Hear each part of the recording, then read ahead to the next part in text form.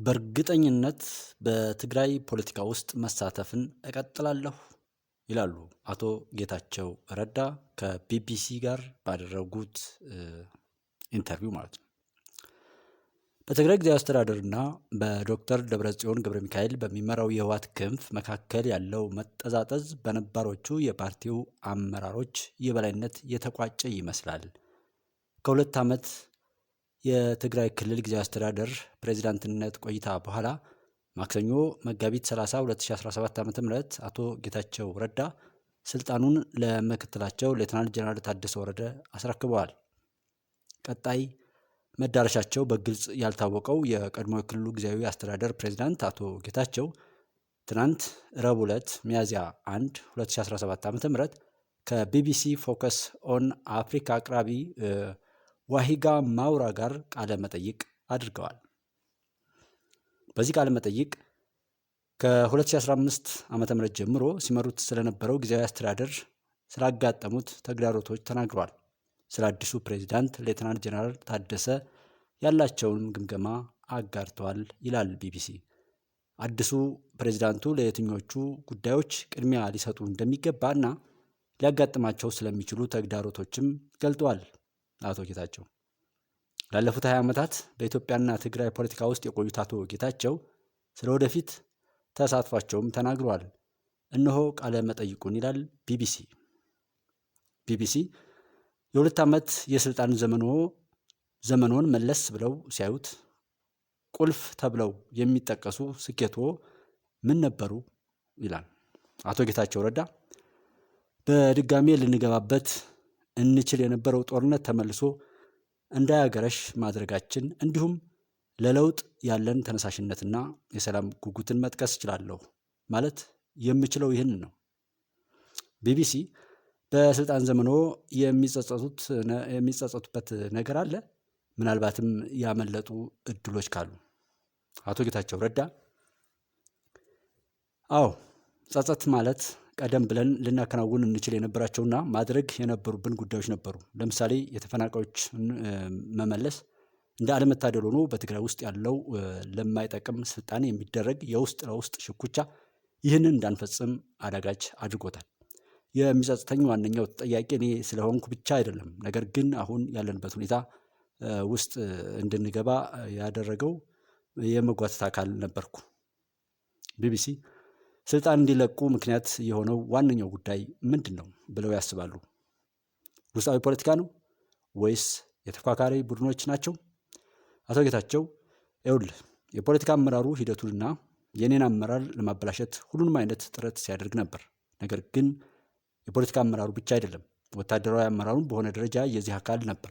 ዋነኛ ተጠያቂ ባላደርገውም ውስጣዊ የፓርቲ ሽኩቻ መኖሩም በአንድ ዓመት ውስጥ ልናሳካ ይገባ የነበረው እና ማከናወን የነበሩብንን ነገሮች እንዳንፈጽም አድርጎናል።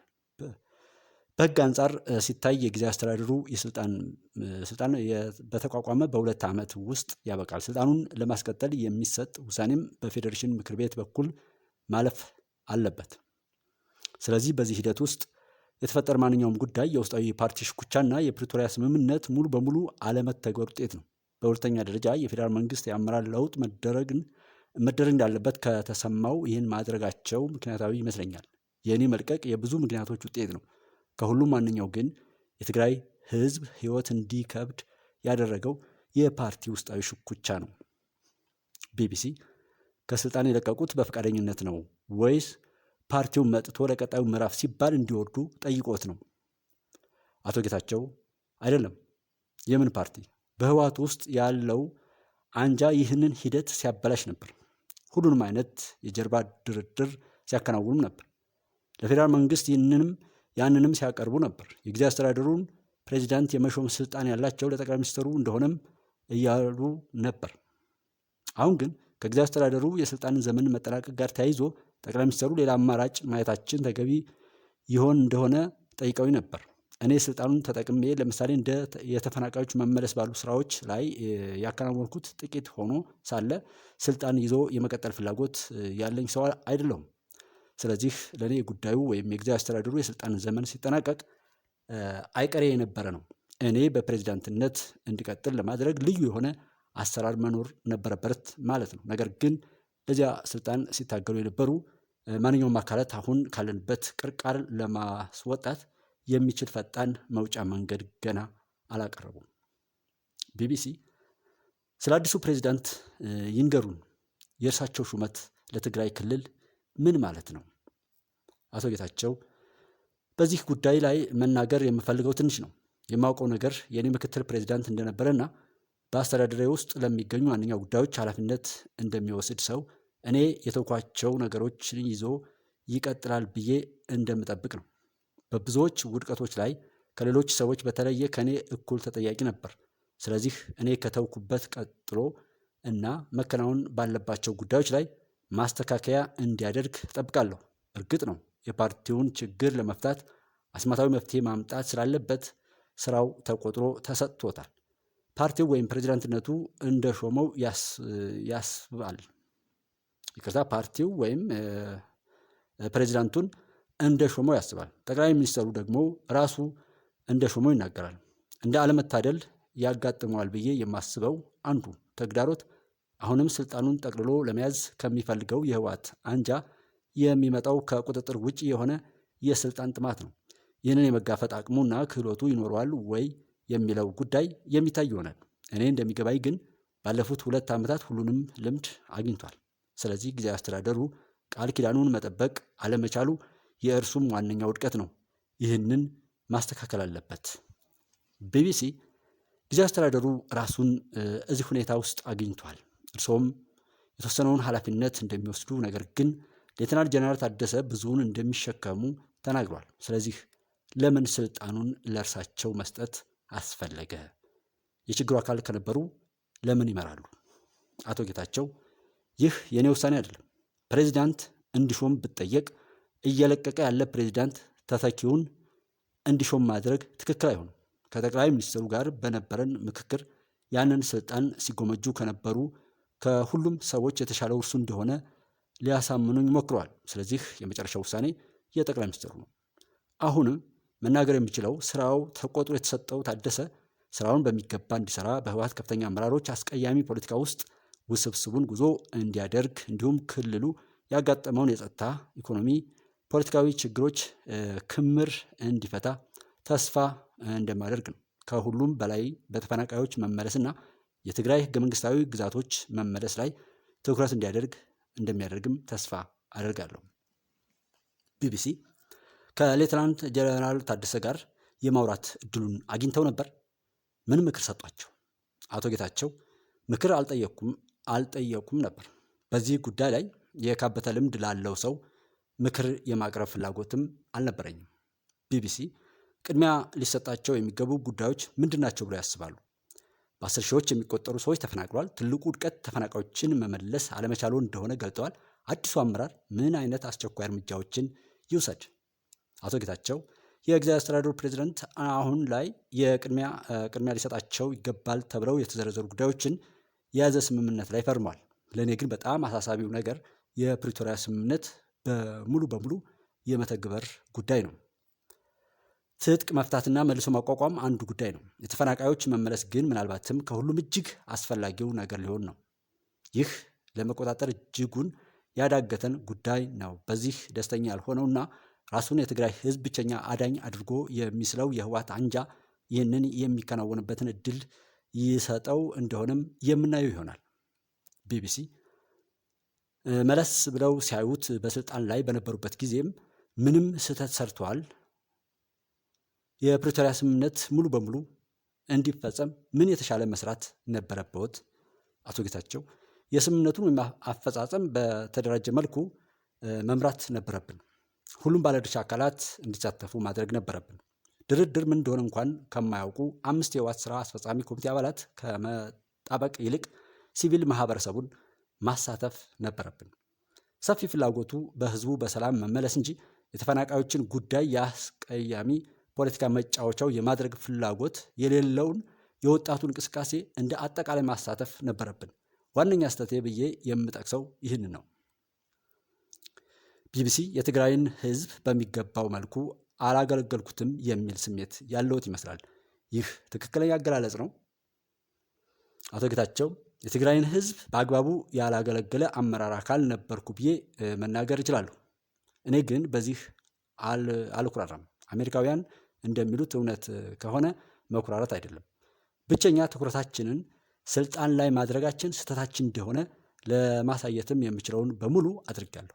ነባሩን ሁኔታ ለመገዳደር የሚያስችል በጣም ንቁና በጣም የተደራጀ እንቅስቃሴ እንዲመራ ማገዝ እንደቻልኩ አስባለሁ። ይህ ስሜን ለመጥቀስ የሚያስችለኝ ነፍስ አድን ጉዳይ ነው ብዬ አስባለሁ። ቢቢሲ የእርስዎ ወደፊት ምን ይመስላል? ቀጣዩ ምንድን ነው? በፖለቲካ ተሳትፎ ይቀጥላሉ? አቶ ጌታቸው ረዳ አዎ፣ አንዴ እዚህ ጉዳይ ውስጥ ከገባን እና አንዴ ለትግራይ ህዝብ አዲስ መንገድ መጠቆም ከጀመርን ብዙ መሰራት ያለባቸው ጉዳዮች አሉ። እንዲሁ ተነስቼ እንቅስቃሴውን መተው አልችልም። የትኛውም ቦታ ብሆን በእርግጠኝነት በትግራይ ፖለቲካ ውስጥ እሳተፋለሁ። እቅዴ በዚህ ሁኔታ መቆየትና ለትግራይ ህዝብ ኑሮ መሻሻል አስተዋጽኦ ማድረግ ነው። ቢቢሲ በስልጣን ዘመኖ የመጨረሻዎቹ ቀናትና ወራት ኤርትራ የተፎካካሪው አመራር አጋር እንደሆነች ሲከሱ ነበር። በኤርትራና በተፎካካሪው አመራር ላይ ለሚያቀርቡት ይህ ውንጀላ ምን ማስረጃ ያቀርባሉ? አቶ ጌታቸው እንደ የህግ ፍርድ ቤት ማስረጃ መጠየቅ የጋዜጠኛ ኃላፊነት መሆኑን አላውቅም፣ ግን ይህንን ልነግርህ እችላለሁ። ቢቢሲ ለንግግሮ ግን ማብራሪያ ማቅረብ አለብዎ። አቶ ጌታቸው ማብራሪያን አቅርባለሁ። ስም ልጠቅስህ አልችልም፣ ይቅርታ። ይህንን ግን አውቃለሁ። በእኔ አስተዳደር ውስጥ የነበሩ ሰዎች የተወሰኑት በህጋዊ የተወሰኑት ደግሞ በህገወጥ መንገድ ከኤርትራ ጋር ለመገናኘት ሲሞክሩ ነበር። የግመሉን ጀርባ የሰበረው የመጨረሻ ሰበዝ ወይም የመጣው ግን ደስተኛ ያልሆኑ የህወሓት አካላት ውስጥ ነው። ሁሉም የህወሓት አንጃ አመራር ማለት አይደለም። ግምገማቸው ምን ይሁን ምን በህወሓት ውስጥ ያሉ የተወሰኑ አካላት በጋራ ጠላታቸው ለማበር ላይ ይህንን እድል መጠቀም ጀመሩ። ስም ልሰጥህ አልችልም፣ ነገር ግን የተፈጠረው ይህ እንደሆነ ለማረጋገጥ በቂ ማስረጃ አለኝ። ቢቢሲ በሌተናንት ጀነራል ታደሰ ወረደ የኋላ ታሪክ ላይ ያነሱትን ስጋት በተመለከተ አመለካከተውን በአግባቡ መረዳት እፈልጋለሁ። አዲሱ ፕሬዝዳንት ከተቀደመው አስተዳደር የተያያዙ ችግሮች አካል ለመሆናቸው ማስረጃው ምንድን ነው? አቶ ጌታቸው ረዳ የኔ ምክትል ፕሬዝዳንት ነበር። የራሱን የስራ ዝርዝር መፈጸም አልቻለም። ኃላፊነቱን መወጣት ላለመቻሉ ታደሰን ብቻ እየወቀስኩ አይደለም። እኔ እርሱን በተመለከተ ምንም አላደረኩም። እርሱን ማንሳት አሊያም መተካት አለመቻል የኔው ውድቀት ነው። ብዙ ማስረጃ አለኝ። ዛሬ ጠዋትም ይህንኑ ተናግሯል። የኔ ምክትል ነበር፣ እናም ለጸጥታ ጉዳዮች ኃላፊነት ነበረበት። በብዙ ጉዳዮች ላይ ኃላፊነት ነበረበት። እኔ እስከሚገባኝ ድረስ የእርሱ የስራ ዝርዝር በውድቀት የተሞላ ነው። የእርሱ ውድቀቶች ግን የኔም ውድቀቶች ናቸው። ቢቢሲ ከፕሬዚዳንቱ ትዕዛዝ ሲቀበል እንደነበር አልተናገረም። አንዳንዶች እንደሚናገሩት እንደ መሪ የጠቀሳቸው ጉዳዮች የሚወድቁት በአንተ ትከሻ ላይ ነው። አቶ ጌታቸው ረዳ ሞኛቱን ቢቢሲ ጥያቄ ብቻ እየጠየቅኩ ነው። አቶ ጌታቸው አይደለም፣ ይህ አይነቱ ትዕዛዝ ታውቃለህ፣ የትግራይ ፖለቲካ አስቸጋሪ ነው። ይቅርታ ለተጠቀምኩት ነገር። ቢቢሲ ይቅርታ አያስፈልግም፣ ይቀጥሉ። አቶ ጌታቸው ረዳ የትግራይ ፖለቲካ በጣም አስቸጋሪ ነው። ራሱን በራሱ የሚመራ አካል አድርጎ የሚቆጥር የሚመስል የተደራጀ ሰራዊት ያለበት ብቸኛ ክልል የኛ ነው። የፕሪቶሪያ ስምምነት ይህንን ያልተለመደ ሁኔታ እንዲፈታ ይጠይቅ ነበር። ታደሰ ግን እንደ ሰራዊቱ አዛዥ የተወሰኑትን የኔንም ውሳኔዎች መቃረን እንደሚችል ያስባል። አንተ ባለህበት የዓለም ክፍል ለሚገኙ ሰዎች ይህንን ለመረዳት በጣም ከባድ ነው። ታውቃለህ፣ ፕሬዚዳንቱ ውሳኔ የሚያሳልፍበትና ውሳኔም በምክትሉ በቁም ነገር የሚወሰድበት ሁኔታ አልነበረም። ይህ አንዱ የችግሩ አካል ነበር። እርግጥ ነው አንዳንዶቹ የኔ ውሳኔዎች ተፈጽመዋል። አሁንም ግን ለስኬቶቹ ኃላፊነት እንደምወስደው ሁሉ ለውድቀቶቹም ተጠያቂነቱን እወስዳለሁ። በእኛ ጉዳይ ፖለቲካውን ይበልጥ አስቸጋሪ የሚያደርገው በስልጣን ላይ ያልሆነ ፓርቲ ሁሉንም ጠቅልሎ ለመውሰድ የመንግስት ሀብትም ለመቆጣጠር የሚሞክር መሆኑ ነው። በመንግስት ስር መሆን የነበረበት ሰራዊት ደግሞ በራሱን የሚቆጣጠረው ራሱን እንደቻለ አካል ነው። ትንሽ የተወሳሰበም ነው፣ ለመረዳትም ያስቸግራል። የተከበራችሁ የጉባለች ቤተሰቦች ዛሬውን ቢቢሲ ዌብሳይት ላይ ያገኘሁትንና በቃለ ምልልሱ በአማርኛው የተቀመጠውን ነገር በዚህ መልኩ አቅርቤላችኋለሁ። አቶ ጌታቸው ረዳ በትግራይ ክልልና በተለይም በህወሓት አንጃ ውስጥ ያለውን የትግራይን ህዝብ ሰቆቃ እያበዙበትን ሁነት በተደጋጋሚ በተለያዩ ሚዲያዎች ላይ እየቀረቡ አጋልጠዋል። መስማት ያለበት ይስማ፣ ንጹሐንን ይታደግ፣ የክፎች የደም ንግድ ይቁም፣ ኢትዮጵያም ትሻገር። የትግራይ ህዝብ በተለያየ ቦታ ላይ ያለ ምስራቅ አፍሪካንም የትኛውም ዓለም ላይ የእኛ ኢትዮጵያውያን ከኖርንበት መከራ ሁሉ ወጥተን በአብሮነት ልንቆም ይገባል። ከደረሰብን ነገር በመማር ሌሎችን ማስተማርና ራሳችንን መጠበቅ ሲገባን በተደጋጋሚ አሁንም መታለል በጣም የሚያሳዝን በመሆኑ ጀነራል ታደሰ ወረደንም ቢሆን በማገዝ እዚህ አቶ ጌታቸው የተናገሩትንም በመጠቀም ለህዝብና ለሀገር ሊጠቅም የሚችለውን ሀሳብና አመለካከት ወደፊት በማምጣት በዛ ውስጥ ላይ የነበሩ ክፉዎችን ደግሞ በማስወገድ ለህዝብና ለሀገር የሚበጀውን በማድረግ ሁላችንም የምንችለውን ነገር እናድርግ እላለሁ። ጉባለች ኢትዮጵያ የኢትዮጵያን ከፍታ የምናረጋግጥበት አንዱ ቤታችን ነው። አብራችሁን ሁኑ። አመሰግናለሁ።